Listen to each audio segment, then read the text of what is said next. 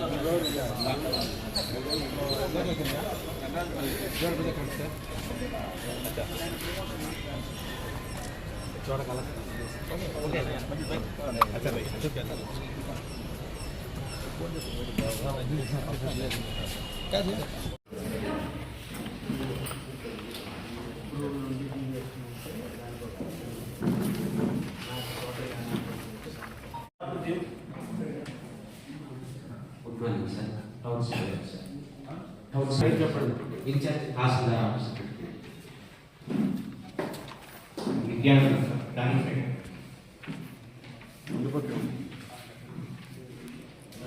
Reddy, sir, planning secretary. Morning, sir. Ashok Hussain, sir, planning secretary. Good morning, sir. Yours only, sir, planning secretary.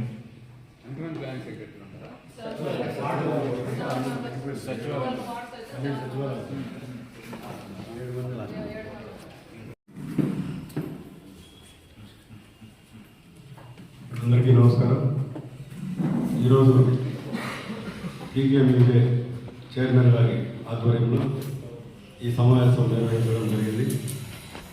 నేను ముఖ్యంగా ఏదైతే మన రాష్ట్ర ప్రభుత్వం గౌరవ ముఖ్యమంత్రి గారు అలాగే మంత్రి నారాయణ గారు కూటమి ప్రభుత్వ ఆధ్వర్యంలో చాలామంది ఈ లేఅవుట్లు కావచ్చు అలాగే బీపీఎస్లో కావచ్చు చాలామంది ఇబ్బంది పడుతున్న ఉద్దేశంతో గవర్నమెంట్ నిర్ణయం తీసుకొని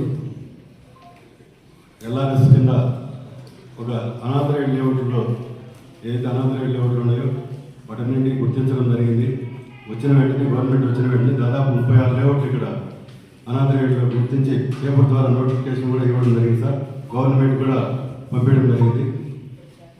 అలాగే బీపీఎస్ కూడా ఇప్పుడు వచ్చింది కాబట్టి అందరినీ కూడా ప్రతి సచివాలయం 12 సచివాలయాలు అడ్మిన్ సెక్రటరీస్ ద్వారా మామూలు ఏదైతే లేఅవుట్స్లో మన కన్స్ట్రక్షన్ బిల్డింగ్లో డీవియేషన్ ఉన్నటువంటి బిల్డింగ్స్ అన్ని కూడా ఐడెంటిఫై చేసి లిస్ట్ ఇవ్వమని చెప్పడం జరిగింది. వాళ్ళందరికీ కూడా ఇండివిజువల్గా నోటీస్ ఇవ్వడం జరుగుతుంది. అలాగే మనకు లేఅవుట్స్లో ఇండివిజువల్ ఐపీఎల్పీ కింద ప్రతి ఇండివిజువల్ అప్లికేషన్ కూడా తీసుకోవడం జరుగుతుంది. అది మన ఎన్ఈపీ ద్వారా అప్లై చేస్తున్నాము. దాదాపు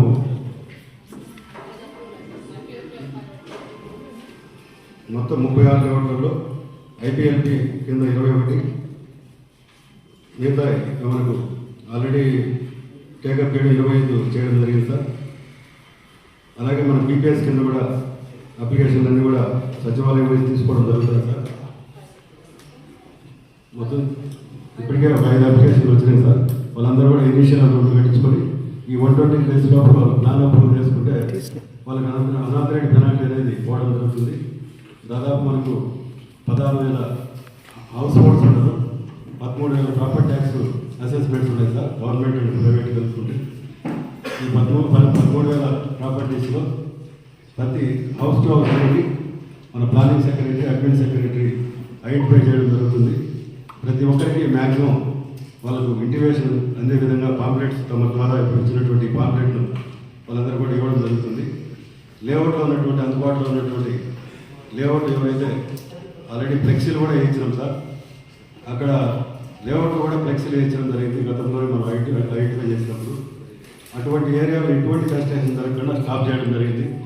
ఇప్పుడు ప్రస్తుతం అవకాశం వచ్చింది కాబట్టి కొంతమంది ముందుకు వస్తున్నారు సార్. ఇప్పుడు అందరూ కూడా వాళ్ళందరినీ కూడా అప్లికేషన్ తీసుకొని ఏదైతే మనకు నార్మ్స్ ప్రకారం 30 ఫీట్స్ రోడ్ ఉండాలంటే మినిమం 20 ఫీట్స్ ఇక్కడ ఉండాలి సార్. రోడ్స్ 5 ఫీట్స్ ఆపక 5 ఫీట్స్ తీసుకొని 30 ఫీట్స్కి వస్తే ప్లాన్ చేస్తున్నాము.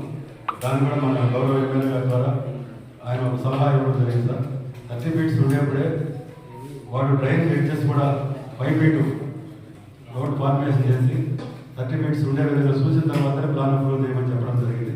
ఎందుకంటే వాడు మళ్ళా ఆన్లైన్లో తీసుకుంటాడు, ఫిజికల్గా ముందుకు రావద్దనే ఉద్దేశంతో ప్రతి ఒక్కరికి కూడా చెప్తున్నాము. వాని 5 అడుగులు ఏదైతే ఉందో వాని ప్లాట్ వరకు రోడ్ ఫార్మేషన్ చేసుకుంటే ఆటోమేటిక్గా అవతల కూడా అదే ఫార్మేషన్. నమస్కారం. నేను ప్రత్యేకంగా పీకేఎం చైర్మన్ గారికి ప్రత్యేకమైన ధన్యవాదాలు తెలుగుదేశం పార్టీ మరియు కౌన్సిలర్స్ తరఫున తెలియజేస్తున్నాం సార్. ఎందుకంటే మా ప్రాంతం నుండి మీరు ఈ యొక్క చైర్మన్ పదవిని తీసుకొని పలమనేరు అభివృద్ధికి మీరు సహకరిస్తారనేసి ఆశిస్తున్నాం. అంతేకాకుండా అమరన్న గారి ఆధ్వర్యంలో పలమనేరు అభివృద్ధి చెందడానికి చాలా అవకాశాలు ఉన్నాయి. మీ సహకారం కూడా దానికి తోడైతే ఇంకా పలమనేరు అభివృద్ధి అవుతుందనేసి మేము ఆశపడుతున్నాం. మీ సహకారం మాకు ఎప్పుడు ఉంటుందని కూడా తెలియజేస్తున్నాం.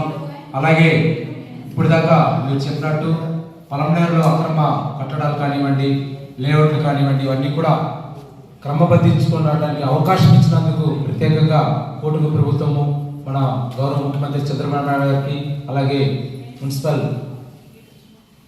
మంత్రి గారికి, నారాయణ గారికి, అలాగే కుటుంబ ప్రభుత్వంలో ఉన్న ప్రతి ఒక్క నాయకుడికి కూడా ధన్యవాదాలు తెలియజేస్తూ ఈ అవకాశం ఇచ్చిన మీకు అందరికీ కూడా ధన్యవాదాలు. మున్సిపాలిటీలో ఉన్నందరూ సబ్మిట్ చేసుకోవాలి. మున్సిపాలిటీ లేఅవుట్లో 35 లేఅవుట్ ఉన్నాయి మన కమిషనర్ చెప్పినట్టు.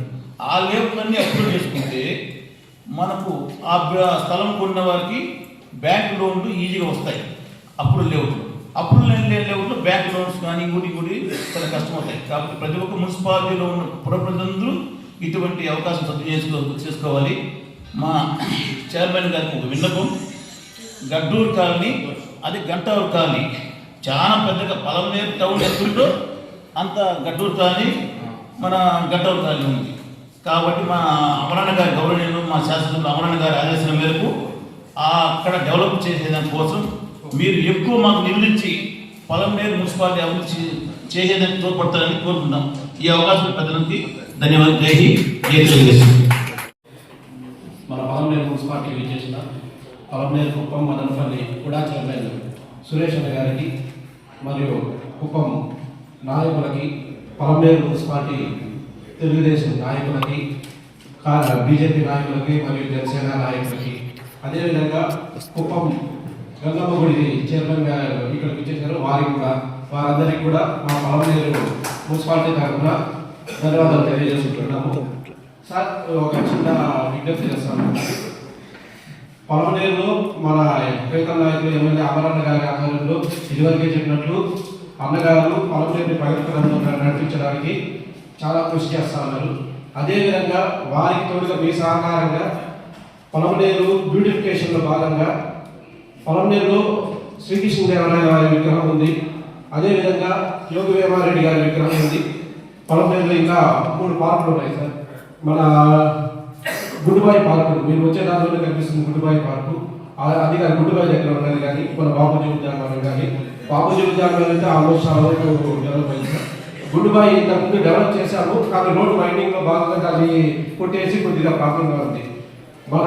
మా పిఎంకే కూడా తరపు నుంచి, మీ తరపు నుంచి నేను కోరుతాను ఏంటంటే గుడ్డుబాయి ఉద్యానవనానికి కానీ బ్యూటిఫికేషన్ భాగం దానికి కాంపౌండ్ వాళ్ళు ప్లస్ అక్కడ కొద్దిగా ఇంప్రూవ్మెంట్ చేయడానికి, అదేవిధంగా ఇక్కడ శ్రీకృష్ణదేవరాయ విగ్రహం కానీ, అక్కడ యోగి దేవారెడ్డి విగ్రహం కానీ, ఈ 2 విగ్రహాలను కూడా చుట్టుపక్కల క్లీన్ చేసి అక్కడ కూడా మనం బ్యూటిఫికేషన్ భాగంగా ఫెన్సింగ్ నీట్గా వేసి దాని లైటింగ్ ఫోకస్ అంతా పెట్టాల్సిందిగా మిమ్మల్ని కోరుతాము. నాకు ఈ అవకాశం ఇచ్చిన దానికి ధన్యవాదాలు తెలియజేస్తున్నాను.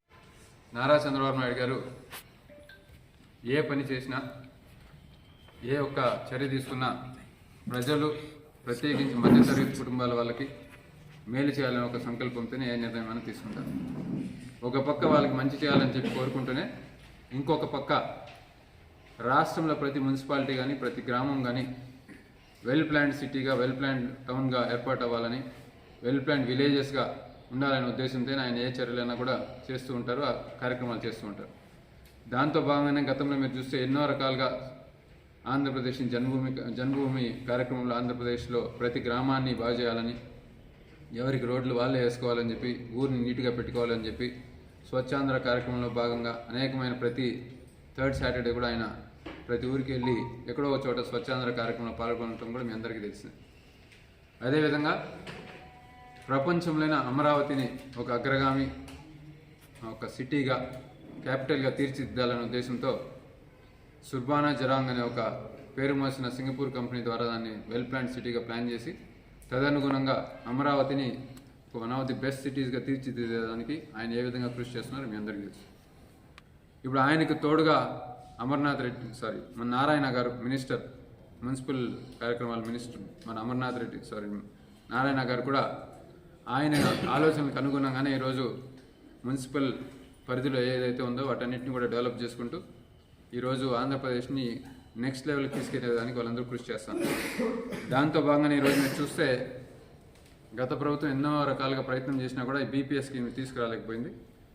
అది ఈ ప్రభుత్వం వచ్చిన సంవత్సరంలోపే LRS scheme and BPS scheme ఈ రెండింటినీ కూడా ప్రజల ఉపయోగార్థం కోసం మున్సిపాలిటీని అదేవిధంగా ప్రతి పల్లెను బాగు చేయాలనే ఉద్దేశంతో ఒక ప్లాన్ ప్రకారం వెళ్ళాలి, రాబోయే తరాలకి ఎటువంటి ఇబ్బంది లేకుండా ఉండాలనే ఉద్దేశంతో ఈ ఎల్ఆర్ఎస్ అంటే layout regularisation scheme and BPS అంటే బిల్డింగ్ పీనలైజింగ్ స్కీమ్ ఈ రెండు ఒక స్కీముల్ని తీసుకొచ్చి ప్రజలకు ఉపయోగపడే విధంగా వెంటనే దీన్ని త్వరతరగా దీన్ని ఇంప్లిమెంట్ చేయమని చెప్పి కూడా మనకంతా ఆర్డర్స్ పాస్ చేయడం జరిగింది. దాంతో భాగంగా నేను ఆల్రెడీ మిగతా ఊర్లలో అంతా కూడా ప్రెస్ మీట్ పెట్టడం జరిగింది. ఈరోజు పలమనేరుకు వచ్చాం.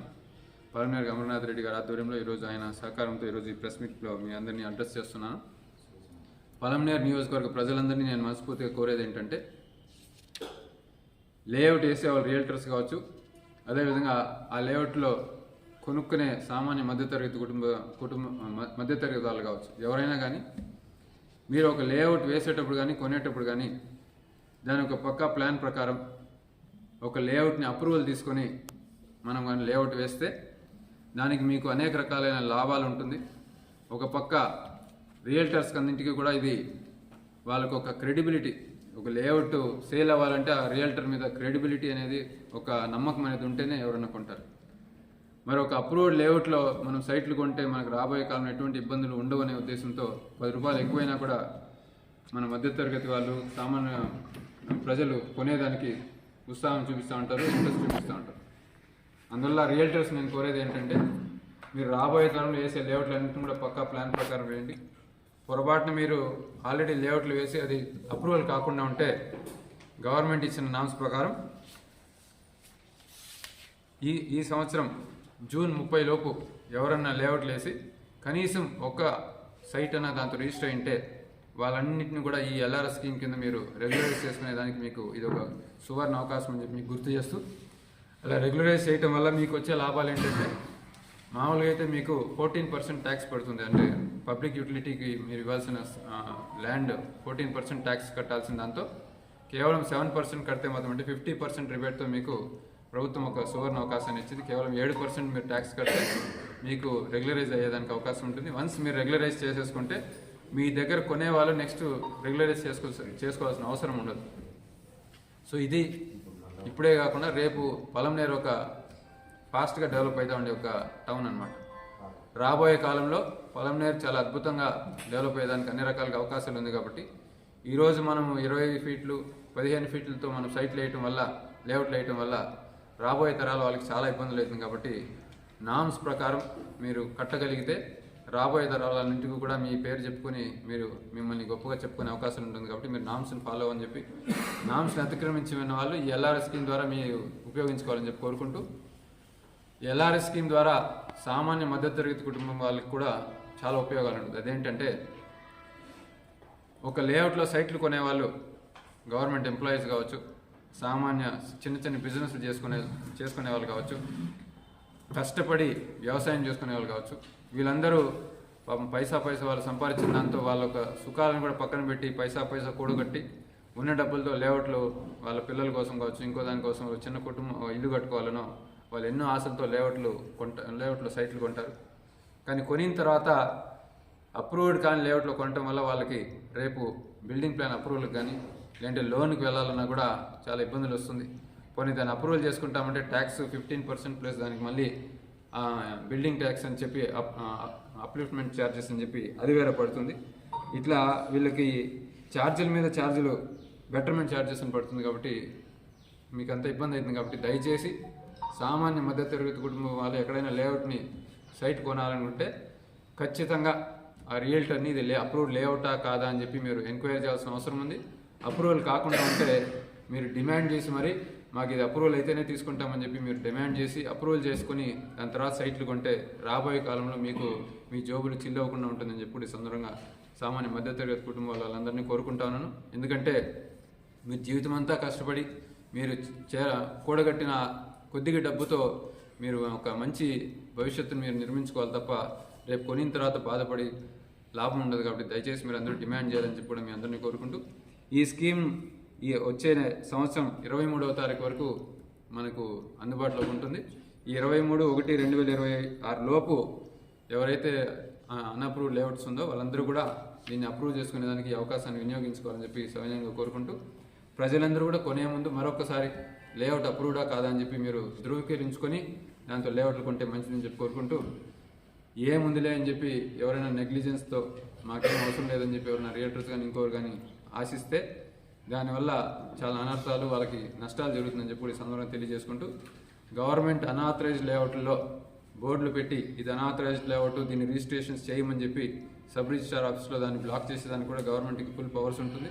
అదేవిధంగా ఎవరైతే అక్కడ వచ్చి మళ్ళీ దాన్ని కొనాలని చెప్పి అమ్మాలని చెప్పి ప్రయత్నం చేస్తారో అక్కడ సీజ్ చేయడం కూడా జరిగేదానికి గవర్నమెంట్కి ఫుల్ పవర్స్ ఉంటుంది. కాబట్టి మీరు అనవసరంగా మీ యొక్క క్రెడిబిలిటీని ప్లస్ ఆర్థికంగా క్రెడిబిలిటీని కోల్పోవడమే కాకుండా ఆర్థికంగా కూడా చాలా ఇబ్బందులు పడాల్సి వస్తుంది. బ్లాక్ అయిపోయి మీ డబ్బులంతా కూడా బ్లాక్ అయిపోయి మీరు ఇబ్బందులు పడే అవకాశం ఉంటుంది. కాబట్టి దయచేసి భవిష్యత్తును దృష్టిలో పెట్టుకుని నారా చంద్రబాబు నాయుడు గారు దీర్ఘకాలిక దృష్టితో మన విషయంతో ఆయన తీసుకునే చర్యలకి మీరు అందరూ సహకరించాలని చెప్పి రాబోయే తరాల వాళ్ళకి ఒక మంచి లేఅవుట్గా మీరు వేయాలని రియల్టర్స్ని మరొకసారి సవినయంగా కోరుకుంటూ, గవర్నమెంట్ ఎప్పుడు మీకు సహకరించాలని కోరుకుంటూ ఉంటుంది.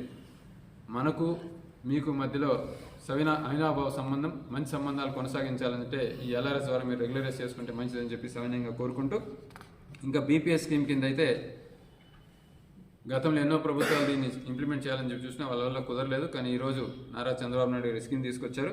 దీని ద్వారా 1985వ సంవత్సరం జనవరి 1 నుంచి ఈ సంవత్సరం 31 ఆగస్టు వరకు ఎవరైనా బిల్డింగ్స్ కట్టుంటే అవి ఆథరైజ్ కాకుండా ఉంటే, అది బిల్డింగ్ ప్లాన్ తీసుకోకుండా ఉంటే, తీసుకున్నా డీవియేట్ అయి ఉన్నా వీళ్ళందరూ ఈ స్కీమ్లో మీకు ఇది సదావకాశం అని చెప్పి అందరికీ ప్రతి ఒక్క పొలంనేరు నియోజకవర్గంలో ప్రతి ఒక్క కుటుంబ వ్యక్తులు నేను కోరుకుంటా ఉన్నాను. ఎందుకంటే మనం చాలా వరకు బిల్డింగ్లు అప్రూవల్ తీసుకోకుండా కట్టేసి ఉంటాం.